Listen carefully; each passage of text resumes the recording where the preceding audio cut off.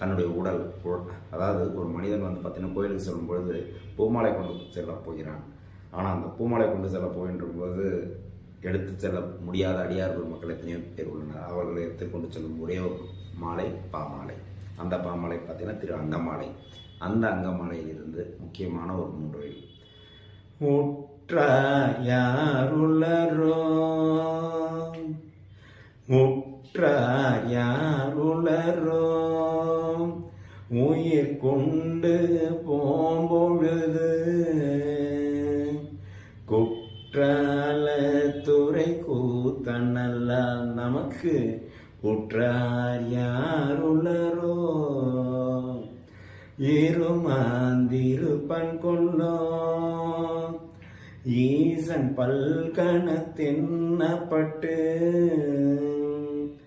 சிறுமானேந்திதன் சேவடி கீழ் சென்று அங்கு இருமாந்திருப்பன் கொல்லோ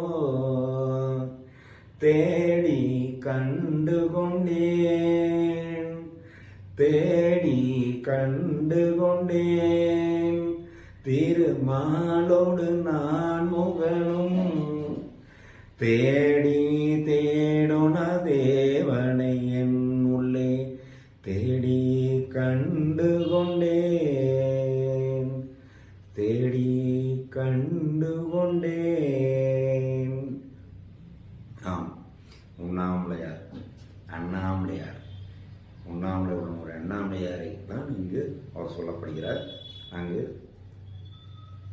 நான்முகனும் திருமாலும் காண முடியாத அந்த உருவினை நம் உள் நாம் காண்கிறோம் அப்படின்றதான் திருநாவுக்கரசு பெருமான் இந்த பதிகத்தில் ரொம்ப அழகாக சொல்வார். திருநாவுக்கரசு பெருமான் இவர் 6ஆம் நூற்றாண்டை சேர்ந்தவர். இவரால் எத்தனையோ பதிக பாராயணங்கள் பாடப்பட்டுள்ளது.